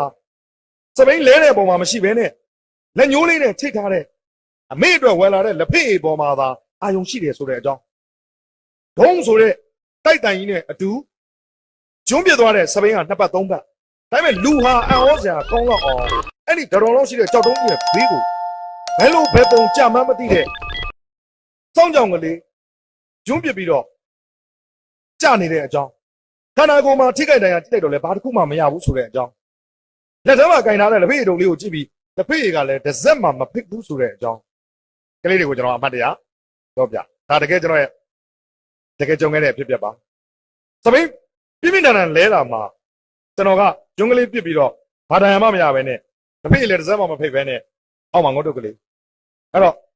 အမေကြိုက်တဲ့လက်ဖေးကိုတစ်စက်မှမဖိတ်ချင်တဲ့စိတ်ဇောကကြီးနေတဲ့အတွက်ဒီလိုများကြုံရသလားအစားရှိတဲ့ကလေးတွေကိုကျွန်တော်ကသွဲကာဝိုက်ကာနဲ့အာလူဖုတ်တယ်ပေါ့ဗျာနိုင်ဝဲလဲပြီးလဲပြီးရောကျွန်တော်ကဲမင်းတို့ရေးကြတနားကြီးချိန်ရတယ်ဇံဝိုင်းမှာဖြင်းရင်လဲစိုက်ဆောင်ဖြေဖို့အချိန်တနားကြီးရရမယ်ဂုံတူးမှန်းတဲ့ကလေးတွေက10မျက်နှာလောက်ထိရေးလို့ရတယ်ရေးနိုင်တယ်9မျက်နှာ10မျက်နှာသို့သောပုံမှန်အပြင်3-4မျက်နှာတော့မင်းတို့ရေးတတ်ရမယ်ကဲရေးကြကျွန်တော်အဲ့ချိန်မှာကော်ဖီလေးဖြော်ပြီးကလေးတွေကိုကော်ဖီတိုက်ကျွန်တော်မှအကြောင်းသား340ရှိပါတယ်စာရွက်လေးတွေထပ်ပြီးတော့ကဲအားလုံးမင်္ဂလာပါပြန်လို့ရပြီညကြတော့ကျွန်တော်အဲ့ဒီဆိုင်စာကိုအမှတ်ပေးဖို့အစားပေးပါတယ်တခုချင်းစစ်ပါ6ဆောင်9ဆောင်မြောက်မှာသူတို့ချာချာအန်ဆာပေးပါတခုထွက်လာပါခေါင်းစဉ်ကိုတတ်ထားပါတယ်မွေးမေ့ကျေစုမြင့်တာထားပါသူများတွေ4-5မျက်နှာ6မျက်နှာ9မျက်နှာရေးနေတဲ့အချိန်မှာအဲ့ဒီကလေးဟာနှလုံးနဲ့ရေးထားပါကျွန်တော်ရုပ်တရက်စိတ်တူသွားပါကျွန်တော်နိုင်ဝဲလောက်အာပေါအောင်ပြောထားတဲ့စကားလေးအဲ့ဒါတွေရေးရင်တော့4မျက်နှာလောက်ရတယ်အဲ့ဒီကလေးနှလုံးနဲ့ရေးထားပါမွေးမေ့ကျေးဇူးတယ်အောက်မှာနှလုံးနဲ့ရေးပါသေပြီတဲ့သေပြီတဲ့ကျွန်တော်တညာလုံးအိမ်မပြောဘူးဒေါသပြက်နောက်နေ့ဒီကောင်လာတော့ကျွန်တော်စောင့်ပါအလုံးမသွားသေးဘဲနဲ့ကျွန်တော်ဒီကောင်ကိုစောင့်ပါကဲလာပါအောင်ကွာမွေးမေ့ကျေးဇူးသေပြီဆိုတဲ့ကောင်လာပါအောင်ကွာကျွန်တော်ဒီကလေးကိုနောက်တယ်လို့ထင်ပါတယ်ဒါပေမဲ့သူ့ရဲ့ character ကနောက်တက်တဲ့ character မဟုတ်ဘူးကျောင်းလာအပ်တရားဒီကနေ့အချိန်ထိဘယ်မင်းကလေးကိုမှအစအပြုတ်မရှိခိုင်းရင်ခိုင်းတဲ့အတိုင်းမှာရင်မှာလိုက်တဲ့အတိုင်းစိတ်ကန်းသေးဝတ်သွားနေလိရှိတဲ့ကလေးပါအဲ့ဒါနဲ့ရုံးခန်းထဲမှာစကားပြောတဲ့အခါကျတော့မင်းကွာငါ့မှာပြောလိုက်ရတာအပေါက်မတက်သားရဲ့မင်းကအခုရေးတော့နှလုံးနဲ့သေပြီဆိုတော့ကလေးလေးကပုံမှန်ပါပဲမျက်ရည်တွေဝဲလာပါအမေနဲ့ပတ်သက်လို့ကျွန်တော်ဘာမှမသိဘူးအမေနဲ့ပတ်သက်လို့ကျွန်တော်ဘာမှမသိပါဘူးဆရာအမေကိုကျွန်တော်မြင်လဲမမြင်ဘူးပါတကယ်တော့သူ့အမေကမီးတွင်းထဲမှာဆုံးသွားတာဖြစ်သူ့အမေကအခုနောက်သူ့အဖေကနောက်အိမ်တောင်သူကမီးတွင်းနဲ့နေရတာဖြစ်သူ့မိတွေကသူ့ကိုမကြည့်လင်ပါဘူးဒီတန်ရာလေးတွေနဲ့နေရတဲ့ကလေးတယောက်ကျွန်တော်ပြောချင်တာကကျွန်တော်ကျောင်းဆရာဘွားကိုအင်မတန်မြန်လို့ပါတယ်ဒါပေမဲ့ပေးတဲ့လားသာနဲလို့သာကျွန်တော်အဖြူစိမ့်မဝေရဲတာဖြစ်ပါဒါပေမဲ့ကျူရှင်ဆရာလုပ်ပေမဲ့ကျွန်တော်မှကျောင်းဆရာတယောက်ရဲ့နှလုံးသားရှိပါတယ်ကျွန်တော်တတ်နိုင်တာတွေကလေးတွေကိုဆောင်းလျှောက်ခဲ့တာတွေကျွန်တော်ပတ်ဝန်းကျင်ကအသိဖြစ်ပါသူသမီးနိုင်ငံရေးအကျဉ်းသားတွေရဲ့သားသမီးတော်တော်များများကျွန်တော်ဆရာ10တန်းအောင်တာများပါတယ်ဒီကနေ့သူတို့အဖေတွေလွတ်တော်ကိုယ်စားလှယ်တွေဖြစ်လွတ်တော်ထဲမှာရောက်နေကြပါပြီအဲ့တော့မွေးမေကျေးဇူးရေးခိုင်းတာသေပြီဆိုတဲ့ကလေးကြောင့်အဲ့တော့စိတ်ဝင်စားဖို့ကောင်းတယ်ကျွန်တော်တို့နိုင်ငံရဲ့ပညာရေးသို့တော့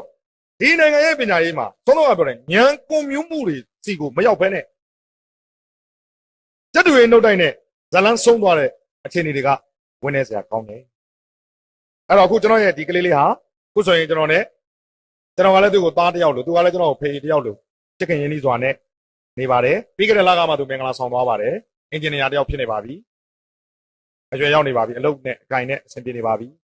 ကျွန်တော်စီကိုတစ်နှစ်တစ်ခေါက်တော့မှန်လာပြီးတော့တော်တော်လေးရှိတဲ့ သားတစ်ယောက်လည်း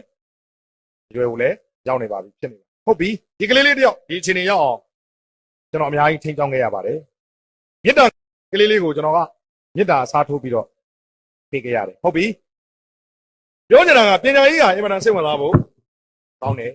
ဒါပေမဲ့ကျွန်တော်တို့လူချင်းမိဘတွေဟာကျွန်တော်တို့စိတ်ဝင်စားစေခြင်းတလို့ဝင်စားရလားကျွန်တော်တိုက်ခန်း9တက်ကျွန်တော်နေတာ4တက်ကျွန်တော်အောက်မှာ3တက်မြောက်ပေါ့ည7နာရီထိုးတော့တကယ်ချင်းနေတာဖုံးဆက်တယ်ဟေးငါတို့လမ်းထိပ်မှာတဲ့တဖေးလာတိုက်ပါဟေးလာပြီဟေးကျွန်တော်လက်ဖေးတိုက်ဖို့ဆင်းသွားတယ်ကျွန်တော်ဆင်းလာတာ4တက်3တက်မှာကျွန်တော်ရက်ဆွေရမျိုးတူမလေးတယောက်ရှိတယ်ဒါချက်နေတယ်ကျွန်တော်သိတယ်လေသူချက်နေတဲ့စာကိုကျွန်တော်သိတာပေါ့မြန်မာစာကိုပေါင်းကြားနဲ့မြင်ညာရှင်အလောင်းစီသူမင်းကြီးကြောင့်အဲ့တော့ကျွန်တော်နားတော်လိုက်တော့သူစာអော်နေတယ်ကိုလန်နာကနေပြီးတော့လောင်းသူစီသူမင်းကြီးဒီလောင်းကျွန်တော်သိပြီဒီကောင်မလေးလောင်းစီသူမင်းကြီးကိုပေါင်းကြားနဲ့မြင်ညာရှင်ကျွန်တော်ပြေးနိုင်သွားတယ်တနားကြီးထိုင်တယ်9နာရီကျတော့ကျွန်တော်ပြန်တက်လာတယ်တစ်ထပ်နှစ်ထပ်3တက်ဟာကျွန်တော်ဒီသမီးလေးစားချက်နေတာဘယ်နားရောက်ပြီလဲကျွန်တော်ပြန်ပြီးတော့ဟာဆွဲနေတယ်ကျွန်တော်သမီးလေးဟာကျွန်တော်တူမလေးဟာတနားကြီးကြာတဲ့အထိမตาချနေတော့မှရှိပါသေးတယ်လောင်းစီသူမင်းကြီးဒီတကယ်တော့ဒီကလေးမလေးဟာစားချက်နေတာမဟုတ်ပါဘူးအိမ်ငိုက်နေတာပါသူတနေကုန်ចောင်းတက်ရတယ်ပြီးရင်ကျရှင်ကိုသွားရတယ်ပြီးရင်ပြန်လာတယ်မအေးဘူးမပြောရဲဘူးဒီကတော့သူပြင်ပန်းနေပြီသူအိတ်ချင်တယ်ဒီကတော့သူပြောမှာအမေသမီးအိတ်ပြစေမနေ့ကမှစောစောချမယ်အမေရဲ့မပြောရဲဘူးမေကဂျန်တော်လေမေကဂျန်တော်ဆိုသူဆောင်းလေးယူပြီးတော့ဝလန်နာထွက်ပြီးတော့ရှေ့မှာငိုင်းနေတယ်နောက်ကမိဖို့ကြောင့်တဲ့အမေကဟဲလို့ online လောင်းစီသူမေကပကံနေစင်းနေတယ်တမင်းနေချက်နေမယ်အတန်လေးတော့ဟဲလို့ online လောင်းစီသူအဲ့တော့ကျွန်တော်လမ်းအောင်ဟဲ့အေးမြင့်သူ့မင်းနာမည်အေးမြင့်ချင်းအကိုနေသမီးဘာလုပ်နေတော့လို့စားချက်နေတယ်လေအကိုတဲ့နေသမီးကစားချက်နေတာမဟုတ်ရှာထွက်နေတာလို့နေသမီးမသာချနေတာတနားရှိပြီလို့ကိုကျော်သူလည်းကြားဖို့မပေါ်ဘူးလို့ဒေါက်တာမြောင်ထိုင်နိုင်ငံသားသွားတယ်လို့ဆိုတော့ဒီမိဘကဒီသားသမီးကိုစားချက်နေတယ်လို့ပဲထင်တာတကယ်တော့ကလေးပင်ပန်းနေတယ်အခုမြန်မာသားပေါမောကဖြစ်သွားတဲ့စာမောသားချို့သူကအခုမြန်မာသားပေါမောကဖြစ်ပြီသူကမြန်မာသားတင်တယ်ကျွန်တော်ဘိုင်ဟိုတင်တယ်စာတင်ဝိုင်းတစ်ဝိုင်းမှာဒီကလေးကကြတော့မသားချမဲ့ကလေးမဟုတ်ဘူးတော်တဲ့ကလေးဓာတုယူပသင်္ချာဓာတုယူပဇီဝသင်္ချာဘုံလူလေးကိုသိကြတယ်သူကြောက်တာပါလဲဆိုတော့အင်္ဂလိပ်စာနဲ့မြန်မာသားအင်္ဂလိပ်စာရဲ့ဆေးလက်တာရေးကောင်းမှကုန်လို့ထွက်မယ်ကောင်းမလေးမရေးတတ်ဘူးဟုတ်ကြားကောင်းတယ်လေအစိမ့်နဲ့လည်းဒါအပုတ်150စီအလွတ်ချက်ပလိုက်တယ်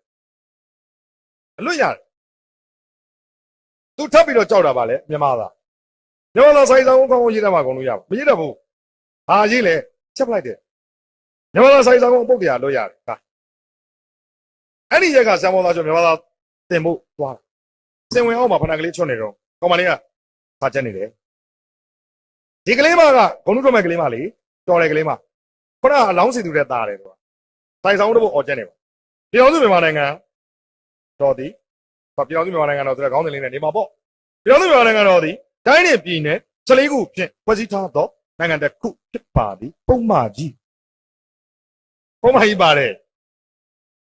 ပါတယ်တိုင်းကုန်းတိုင်းမှာရန်ကုန်တိုင်းပုံမှန်လေးစကိုင်းတိုင်းပုံမှန်လေးအေရီတိုင်းပုံမှန်လေးဖြစ်ပါသည်ပုံမှန်ကြီးပြည်နယ်ခုမှာကချင်ပြည်နယ်ပုံမှန်လေးကယားပြည်နယ်ပုံမှန်လေးကရင်ပြည်နယ်ပုံမှန်လေးဖြစ်ပါသည်ပုံမှန်ကြီးဘာသာချုံမဝင်သေးဘူးအပေါ်မှာပြည်တော်စုမြန်မာနိုင်ငံတော်ဤမြို့တော်မှာမြတ်တောင်အဖွင့်ရန်ကုန်မြို့မြတ်တောင်အပိတ်ဖြစ်ပါသည်ပုံမှန်ကြီးကျောင်းတော်ကျခေါင်းလေးကုတ်ပြီးဝင်သွားတယ်တဲ့သမီးရဲ့အဲ့ဒီပုတ်ကြီးတွေပုံမှန်တွေမြတ်တောင်အဖွင့်ပိတ်တွေလို့လားကွယ်လို့မေးတော့ကောင်မလေးကမျက်လုံးလေးဝင့်ပြီးတော့တခုံးမဲ့ပြန်ဖြစ်သမီးငယ်တွေကဒီတိုင်းချက်လာကျွန်တော်လူရင်းတို့ရှင်အဖြေပဲပြောပါမယ်အဲ့ဒီကလေးမလေးတဲ့တန်းမှာဘာသာစုံကုန်လို့ထွက်ပါတယ်အဲ့ကလေးကိုကျွန်တော်တော်တယ်လို့သတ်မှတ်ရမှာပေါ့နော်တော်တယ်လို့ပဲပြောရတော့မှာပေါ့ပုတ်ထီးတွေပုံမှန်တွေမျက်တောင်ဖွင့်နေမျက်တောင်ပိတ်တွေနဲ့ကိုပိုင်ညာကိုမသုံးတတ်တဲ့ကလေးတယောက်ကိုကျွန်တော်တို့တော်တယ်လို့ပဲပြောရတော့မှာပေါ့ အဲ့တော့ပြောချင်တာကကျွန်တော်တို့15နှစ်သင်ခဲ့တဲ့ပညာရေးသည်အဲ့ဒီကလေးတွေကိုလောကကြီးကလိုချင်တဲ့ပုံမှန်သဏ္ဍာန်ဖြစ်အောင်သင်ကြားပေးနိုင်ခြင်းအလင်းမရှိဘူးလို့တော့ကျွန်တော်မပြောလို့ဘူးအားနေတယ်ဒါတော့အဲ့ဒီ15နှစ်မှာတခါလဲတွင်းရပါလာမယ်စာပေအမှုပညာဆိုတဲ့ကိစ္စရပ်တွေကမပါလာဘဲနဲ့အခုအသက်20အစိတ်အယိုးရင်းတဲ့အချိန်ကြတော့မှကျွန်တော်တို့ကဟာစာဖတ်ကြပါဘယ်ကဲ့သို့ဘယ်ချမ်းသာကျွန်တော်တို့ပြောနေရတယ်ကျွန်တော်အားလဲနာတယ်ရှက်လဲရှက်ပါကျွန်တော်ကိုမင်းကိုက်ကတော့ပြောပါတယ်အဲ့အောင်မင်းအဲ့ဒါရှက်စရာမဟုတ်ဘူးကွာကျွန်တော်ဒါကြီးစံမောစာအနေနဲ့ပြောတဲ့သဘောပါကျွန်တော်ရွာတွေရောက်သွားတယ်ဒီလိုပဲပေးတာနှစ်ချမ်းဘယ်တစ်ချမ်းညာတစ်ချမ်းရှေ့မှာထိုင်ရတယ်အလဲကောင်လမ်းမှာနေတော့ရွာသားမမနဲ့ရောက်ကျွန်တော်လာပြီးနှုတ်ဆက်မင်္ဂလာပါဆရာမင်္ဂလာပါကြိုက်တယ်ဗျာတဲ့တော့သူကမျိုးသားစတိုင်တယ်ကြိုက်တယ်ဗျာတဲ့တကယ်ကြိုက်တဲ့သဘောဆက်ပြောတယ်သူကဘလုံးမတော့မအောင်မင်းနဲ့ဆရာရေးတဲ့စာတော့တစ်လုံးမှမဖတ်ဘူးဟာကျွန်တော်ရေးတဲ့စာကိုတစ်လုံးမှမဖတ်ဘူးနဲ့သူကဘာတွေကြိုက်နေတာတော့ဒါပေမဲ့ကျွန်တော်နားလဲတယ်သူကျွန်တော်ဘာကိုကြိုက်တာလဲဟောတာပြောတာတွေသူနားထောင်မှုတဲ့အတွက်အဲ့ဒါလေးတွေသူကြိုက်တယ်ပေါ့လို့ရှိမှာပေါ့ဗျာဒါပေမဲ့ဗျာကျွန်တော်တကယ်လိုချင်တဲ့သိစေချင်တဲ့ဟာကျွန်တော်ရဲ့အမှုပညာလေးလဲကျွန်တော်လည်းပုထုဆွေမယ်ဗျာနော်ကျွန်တော်ရဲ့ဖန်တီးမှုလေးတွေကျွန်တော်ရဲ့အားထုတ်မှုလေးတွေတော့သိစေချင်တာပေါ့သို့တော်လည်းပဲကျွန်တော်ဒီလိုရင်ဆိုင်ရပါတယ်ဒါတော့အယိုးရင်းတဲ့အချိန်ကြတော့မှကျွန်တော်တို့ကစာဖတ်ဖို့စာပေအမှုပညာတိုင်းပြည်နဲ့နိုင်ငံကိုဘယ်ကဲ့သို့ပဲချမ်းသာကျွန်တော်ပြောနေရပါတယ်တကယ်တော့အဲ့ဒီ15နှစ်အတွင်းမှာအဲ့ဒီအကြောင်းအရာတွေဟာပါဝင်ပြီးသားဖြစ်တင်ပါတယ်ဒါကြောင့်ကျွန်တော်တို့ပညာရေးဟာအားနည်းပါတယ်ဒီကနေ့ပြောနေတဲ့စကားတွေအားလုံးကိုချုပ်ရင်ကျွန်တော်စာဖတ်ဖို့တိုက်တွန်းတယ်ဒီမိုကရေစီနဲ့ထိုက်တန်တဲ့နိုင်ငံသူနိုင်ငံသားတွေဖြစ်ဖို့စင်ကျင်တုံတရားနဲ့ပြည်စုံတဲ့သူတွေဖြစ်ဖို့တိုက်တွန်းတယ်စာဖတ်တဲ့သူတယောက်ရဲ့နှလုံးသားဟာအုံနောက်ဟာအများထက်တာလွန်နိုင်တဲ့အခြေအနေမျိုးရရှိနိုင်တယ်ယူတတ်မယ်ဆိုရင်ပေါ့ယူတတ်မယ်ဆိုရင်ရရှိနိုင်တယ်နောက်တစ်ခုစာဖတ်ရတာအရသာရှိတယ်ဆိုတဲ့အကြောင်းကျွန်တော်ပြောပါတယ်တကယ်တော့လည်းစာဖတ်ရတာအရသာရှိတယ်ဗျကျွန်တော်အခုအသက်40ကျော်ပေါ့ဗျာဘယ်လောက်ကျော်လဲတော့မမေးတမ်းပေါ့ကျွန်တော်40ပြည့်တယ်မမှတ်တော့ဘူးတော်တော်ကျော်သွားပြီနော်ဆိုတော့ကျွန်တော်ထားတဲ့စိတ်ကလေးပေါ့သွေးတွေကလည်းကျွန်တော်တိုးတယ်အခုဒီဘက်နှစ်ပိုင်းကျမှတိုးတာအတိုးတဲ့အခါမှာကျွန်တော်သွေးတိုးပုံတိုးနေရပုံမကြဘူးလွန်ခဲ့တဲ့15မိနစ်ကအကောင်အဲ့15မိနစ်ပြီးမှရုပ်ပြတိုးရင်တိုးနေအဲ့တော့အဖြစ်ရပါလဲဆိုတော့ရုပ်ပြဝုန်းဝင်တဲ့တိုင်းကနေတည်သွားနိုင်တယ်ဆိုတော့သဘောပေါ့ဗျာအဲ့တော့လောလောဆယ်တော့ကျွန်တော်မသိချင်သေးဘူးဗျတေးရမှာကြောက်လို့တော့မဟုတ်ပါဘူးလောလောဆယ်ကျွန်တော်မသိချင်သေးဘူးကျွန်တော်စာတွေဖတ်ချင်သေးတယ်နှုတ်ပညာတွေကျွန်တော်ခံစားချင်သေးတယ်ကျွန်တော်ယုံကြည်တဲ့ထေရဝါဒဗုဒ္ဓဘာသာနဲ့ပတ်သက်လို့ကျွန်တော်လေ့လာချင်သေးတယ်ဒီတက်ပို့ပြီးတော့နဲ့ဆိုင်တိုင်းကျွန်တော်နောက်ထပ်15နှစ်ဖြတ်သန်းချင်သေးတယ်ဗျာချိန်တိုင်းသိမယ်ဆိုတော့သိပါတယ်သို့တော့ချိန်မတိုင်ခင်လေးနော်သင်္ခါရတရားကိုတော့စောစောစီးတော့မလိုချင်သေးဘူးပေါ့အဲ့တော့ကျွန်တော်ဒီအသေးအရွယ်မှာကျွန်တော်ဗာပြောလဲဆိုတော့လူဘဝရဲ့အရသာဟာအနုပညာကျွန်တော်အော်တိုလေးတွေရေးခိုင်းရင်ကျွန်တော်အဲ့စာလေးနှစ်ကြောင်းအများကြီးရေးပေးတယ်လူဘဝရဲ့အရသာဟာအနုပညာလူဘဝရဲ့အနှစ်သာရဟာဝိပဿနာကျွန်တော်တို့ဒီလိုပဲခံယူပါတယ်ဗျာဆိုပြီးတော့လက်မှတ်လေးထိုးပြီးတော့ကျွန်တော်ပြေးလိုက်စီအဲ့တော့ကျွန်တော်ဒီမဲ့လောကီထဲမှာနေမယ်ဆိုရင်ကျွန်တော်ရဲ့အရသာဒီကျွန်တော်အဲ့အနုပညာမှာရှာတယ်အဲကြောင့်အရက်တော့တာဟာအရသာလို့ကျွန်တော်မခံယူဘူးအဝတ်စားအသစ်တွေဝတ်တာအရသာချမ်းသာကြွားတာအရသာလို့ကျွန်တော်မခံယူဘူးကျွန်တော်ရဲ့ဘဝရဲ့အရသာဒီအနုပညာဖြစ်ခြင်းနဲ့သူများဖန်တီးတာတွေကိုလည်းကျွန်တော်ခံစားခြင်းနဲ့ကျွန်တော်လည်းဖန်တီးခြင်းအဲဒီမဲ့လောကုတ္တရာအနေနဲ့ပြောမယ်ဆိုရင်တော့လူ့ဘဝရဲ့အနှစ်သာရအဲ့ဒါကတော့ဝိပဿနာပေါ့ဒါကိုတော့ကျွန်တော်တို့ကတတ်နိုင်သမျှဖြည့်ဆည်းရမယ်ဆိုတဲ့ဘောမျိုးလေးနဲ့ကျွန်တော်အဲ့လိုစိတ်လေးပါတယ်အဲ့တော့ဘာကြောင့်စာပတ်စေချင်တယ်လဲသင်္ကြန်တုံတရားနဲ့ပြည့်စုံတဲ့နော်ဆိုတော့ပညာရေးကအာမကိုရတဲ့အတွက်ဒီချိန်ကျမှပြောနေရပါတယ်လို့ကျွန်တော်တောင်းပန်ပြီးတော့ပြောပါလေအခုကျွန်တော်နောက်ဆုံးဝတ္ထုလေးတစ်ပုဒ်နဲ့ဆုံးသတ်ပါမယ်အဲ့ဒါကဘာလဲလက်ဆင့်ကမ်းတာဖြစ်ပါတယ်စာဖတ်တာဟာအရသာရှိတယ်ဆိုတဲ့အကြောင်းလေးအဲ့တော့အချိန်ရတော့တို့ပြောပါမယ်အဲ့ဒီဝတ္ထုရဲ့ပိုင်ရှင်ကဇာနေဝင်းမြင့်ဗျဘိုးဘကြီးဇာနေဝင်းမြင့်လာပြီးပြီလားငါဘူးဟောဒီနေ့တော့ဖိတ်ဖို့လုပ်သေးတယ်နော်တောင်းတိဖိတ်ကွာအဲ့ဒီဝတ္ထုရဲ့ပိုင်ရှင်ဇာနေဝင်းမြင့်ဗျဝတ္ထုလေးနာမည်ကမိချောင်းတဲ့မိချောင်းဆိုတာရေထဲမှာရှိတဲ့မိချောင်းငြိမ်နေတတုံးချလာတယ်လို့ပဲဒါပေမဲ့မိချောင်းကရေပြင်းရင်တော့လှုပ်ရှားရင်မြန်တယ်နော် မျိုးလုံးကြီးကပြူးကျဲဝိုင်းဆက်အသေးကြီးလိုပဲနော်ဒါပေမဲ့ရှင်ကောင်ကလေးအစမြင်တဲ့ကြောင်းပါဘာအဓိပ္ပာယ်နဲ့ခြံနေရမြေကြောင်းလို့ပေးတယ်လဲကျွန်တော်တို့ပြီးတော့မှဆက်ဆက်ပြီးတော့စဉ်းစားကြည့်ရမှာပေါ့ကြည်ဘရင်ပေါ့ဒီကြောင်းอ่ะမလို့ရှားပဲငြိမ်နေတော့တုံးကြီးချတာသလိုပေါ့တော့ချစ်စာကောင်းတဲ့ဝတ္ထုတွေကလွန်ခဲ့တဲ့နှစ်20စိတ်ကရေးခဲ့တဲ့ဝတ္ထုပါစာပေစီစီရေးမလွတ်ခဲ့တဲ့ဝတ္ထုပေါ့နော်ဝတ္ထုတွေမှာပါတဲ့ဇက်ကောင်တန်ပဲမခင်လှကျွန်တော်အင်္ဂပူမှာမခင်လှရှိတာမသိဘူးအဲ့ဒီဝတ္ထုတွေကမခင်လှကတော့လုံးကြီးဖင်ပေါင်းတဲ့မခင်လှမျိုးကိုလုံးကိုပေါကလာလာပပတောင်းတောင်းပြောင်းပြောင်းအဲ့မခင်လှဘာတွေလုပ်တယ်လဲတော့မသိဘူးဗျစီးသမျှပစ္စည်းတွေကိုတရုတ်ကြီးရှိမှသွားပေါင်လာတာတရုတ်ကြီးလည်းမရရှိကျွန်တော်အချုပ်ကိုပြောတာနော်ကြည့်ရတာလောင်းကသားတွေဘာတွေလုပ်တယ်လဲတူပါတယ်ဗျာဓာတ်ဟုတ်ဓာတ်ကွက်ဆောင်းကျွန်တော်အဝိအကုန်ပေါင်တာပရိဘောကဘာမှမချမ်းဘူးအကုန်ပေါင်တာအဲ့မခင်လှရဲ့ပစ္စည်းတွေအားလုံးကတရုတ်ကြီးလည်းမရရှိရောက်နေအပေါင်ခန္ဓာတရုတ်ကြီးလည်းမရဖတ်ပေါင်ကြမရှိတော့ဘူးအဲ့ဒီမခင်လှလာရင်တရုတ်ကြီးကလည်းဖဲဖဲနဲ့သူမိမအမြဲတမ်းဘိုက်ကောက်ကိုလင်းလင်းဆွဲတယ်ရှင်ဒီမိမလာရင်အိမ်တွေကိုမဆယ်နိုင်ဘူးပေါ့မခင်လာကလည်းစောစောဆိုလုံးကြီးပေါက်လာလုံးကြီးဖင်ပေါင်းနဲ့မခင်လာရဲ့ယောက်ျားဖိုးလုံးနဲ့ဖိုးလုံးကျွန်တော်တစ်ဖက်မရှိဘူးကျွန်တော်တစ်ဖက်မရှိဘူးဂျိုင်းတောင်းနေနေဒီကြတော့မခင်လာကဘာစိတ်ကူးပေါက်တယ်မသိဘူးဘာလို့လဲပေါင်းတာမရှိတော့ဘူးသူ့ကြောင့်ဂျိုင်းတော်ကြီးယူလာပြီးလာပေါင်းပြုံးမကြီးကစိတ်ဆိုးတာပေါ့နမိတ်မရှိနေမှာမရှိပေါ့နော်ဒီမှာဂျိုင်းတယ်ဘလို့မိမလည်းမသိဘူးပေါ့ဒါပေမဲ့တရုတ်ကြီးတော့ပြူနဲ့သူမိမစိတ်တွေတိုးနေအဲ့ဒါသူမိမလည်းဆွဲပြီးတော့နောက်ပေးခေါ်သွားတယ်မင်းပါသေးလို့လေယောက်ျားလုံနေတဲ့လုပ်ကိုဝင်မရှုံးနဲ့မက်ခင်လာတို့အိမ်တိမ်လုံးဝပြည့်ရှိတယ်ငါတို့စီအကုန်ရောက်နေပြီတော်တော်နဲ့လည်းပြန်ရွေးနိုင်မှာမဟုတ်ဘူးတဲ့အခုလာပေါင်တဲ့ဂျိုင်းတောက်ကသူ့ယောက်ျားဂျိုင်းတောက်ကမင်းသူ့ယောက်ျားဂျိုင်းတောက်မရှိဘဲနဲ့2ရက်3ရက်ပြင်ပိုးမနေနိုင်ဘူးတဲ့2ရက်3ရက်ထဲနဲ့အတိုးရမယ့်ကိစ္စမင်းဘာနားလဲလို့လဲငါလွတ်လိုက်ရပါညာပေါ့ယောက်ျားပြောတဲ့စကားဟုတ်နေတဲ့ခါကျတော့မင်းမကြည်သေးတာပေါ့လေအဲ့ဒါနဲ့မက်ကင်လာလိုချင်တဲ့ပတ်စံထုတ်ပေးလိုက်တယ်တရုတ်ကြီးကဘာပြောတာလဲဒိုင်းတောက်က2ရက်3ရက်တည်းပို့ထားလို့မရဘူးအဲ့တော့2ရက်3ရက်နဲ့အတိုးရမှာမင်းဘာနားလဲလို့ဒါပေမဲ့မက်ကင်လာ2ရက်3ရက်နဲ့ပေါ်မလား4ရက်5ရက်နဲ့လည်းရောက်မလားတပတ်ကြာတဲ့အထိမက်ကင်လာရိတ်ကြောင်မမြင်ရဘူးအဲ့တော့တရုတ်မကြီးကသူ့လက်ထက်သူ့အကွက်ထဲရောက်သွားပြီတရုတ်ကြောင့်ပိုက်ကျိုးအားရပါရဆွဲနေဟင်ရှင်ပြောတော့2ရက်3ရက်နဲ့လာမှာဆိုဘယ်မတော့ခုတပတ်တောင်ရှိပြီဘယ်မလဲရှင်းမခင်လားအရေးရောင်တော့မမြင်ရဘူးပေါ့တရုတ်ကြီးကလည်းသူစကားနဲ့သူမိနေတာလေအဲ့ဒီတော့တန်တယ်မမြရေးပါတယ်2ရက်3ရက်နဲ့ပြန်လာရွေးတင်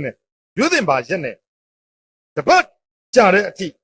ဂျိုင်းတော့ကိုပြန်လာမရွေးတဲ့မခင်လှကိုတရုတ်ကြီးကညှော်ရှာတယ်တရုတ်ကြီးကညှော်ရှာညီလေးတဲ့ကိုညီလေးတဲ့စံတော်ပြကျွန်တော်ပြောအကွာမျော3မျောရေးမှာကွာမျော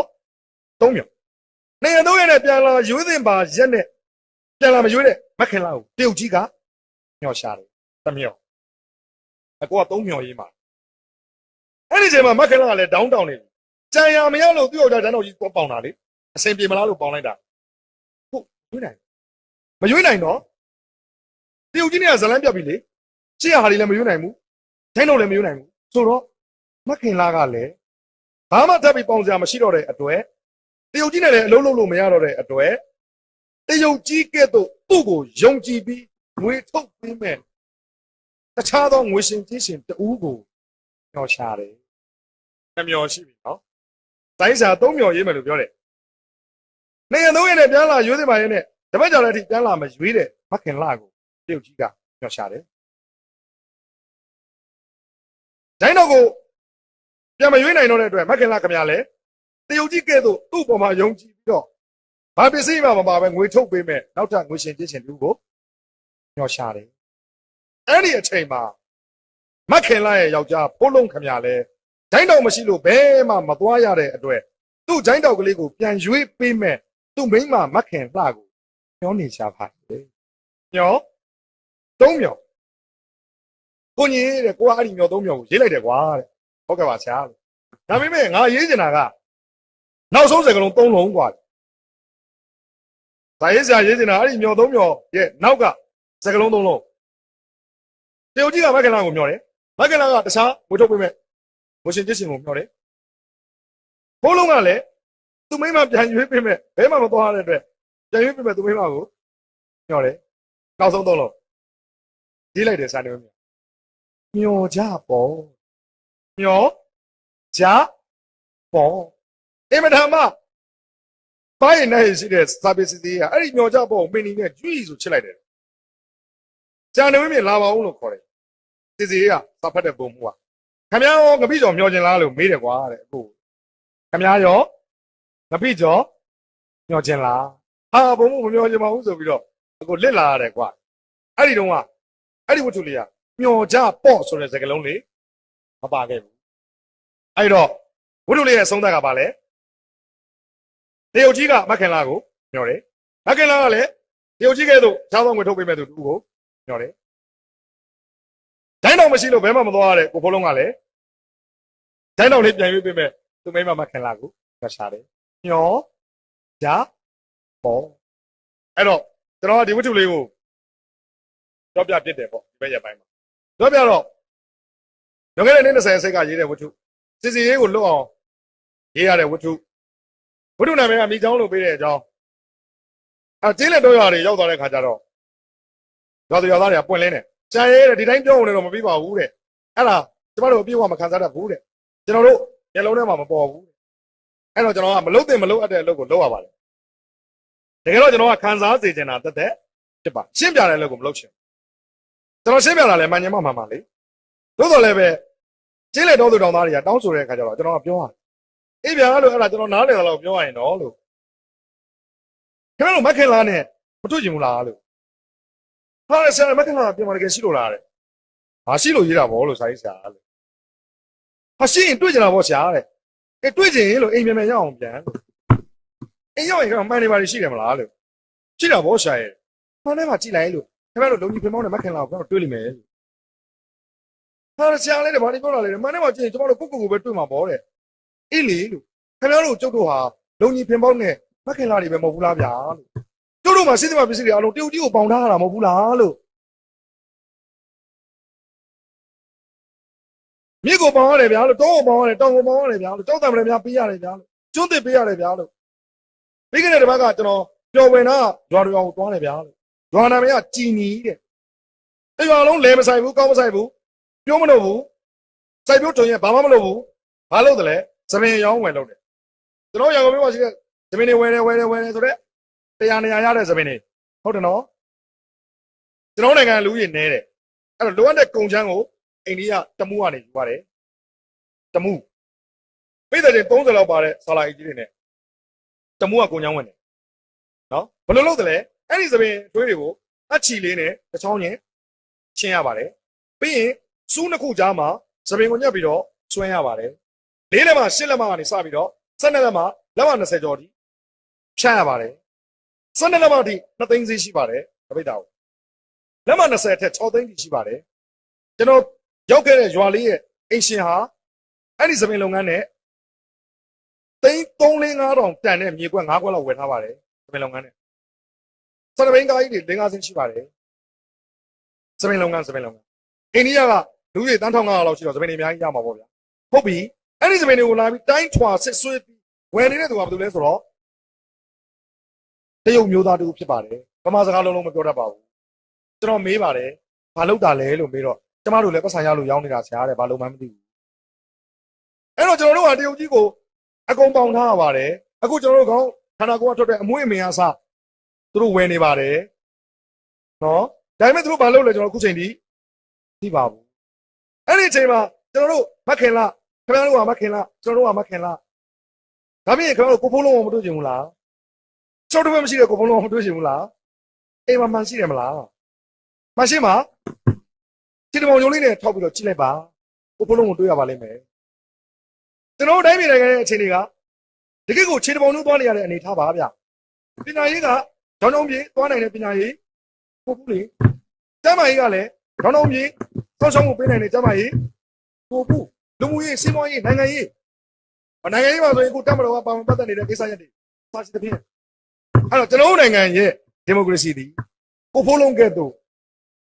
ခြေတပေါင်ကျိုး ဂျိုင်းတောက်ကလေးနဲ့ထော်နှင်းသွားနေရတဲ့ဒီမိုကရေစီဖြစ်ပါတယ်ဒါကြောင့်ဘုဒ္ဓတွေမှာပါတဲ့နော်မခင်လာများကိုဖိုးလုံးများခင်ဗျာကျွန်တော်တို့ခန္ဓာကိုယ်ကထွက်တဲ့အမွှေးအမြင်တွေအောင်တော့မှကျွန်တော်တို့ရောင်းနေရပါတယ်အဲ့ဒီအခြေအနေကနေပြီးတော့လွတ်လပ်တဲ့လင်းပွင့်တဲ့ပညာနဲ့ဥဆောင်နိုင်တဲ့အခြေအနေတစ်ရပ်ကိုရောက်ဖို့ကျွန်တော်တို့လူကြီးမိဘများကကလေးတွေပေါ်မှာစစ်မှန်တဲ့ပညာရေးကိုပေးဖို့အမွေပေးဖို့ကြိုးစားပါအထောက်ပါလူကြီးသူမများကလည်းကိုယ့်ရဲ့အနာဂတ်အတွက်ကလေးငယ်တွေကိုစောင့်ရှောက်ပေးပါဒီမိုကရေစီနဲ့ထိုက်တန်တဲ့နိုင်ငံသူနိုင်ငံသားတွေဖြစ်ကြောင်းသက်သေပြဖို့စာကိုတော့မဖြစ်မနေဖတ်ရပါလိမ့်မယ်သက်သေပြရမှာဖြစ်တဲ့အတွက်ဝါသနာပါသည်ဖြစ်စေမပါသည်ဖြစ်စေဖတ်ရပါလိမ့်မယ်ဝါသနာပါရင်တော့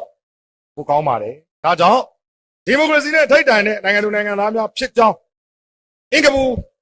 မြို့သူမြို့သားများဟာအမြန်ဆုံးသက်သေပြနိုင်ကြပါစေလို့ဆန္ဒပြုတိုက်တွန်းရင်ဒီကုန်းချုပ်ပါတယ်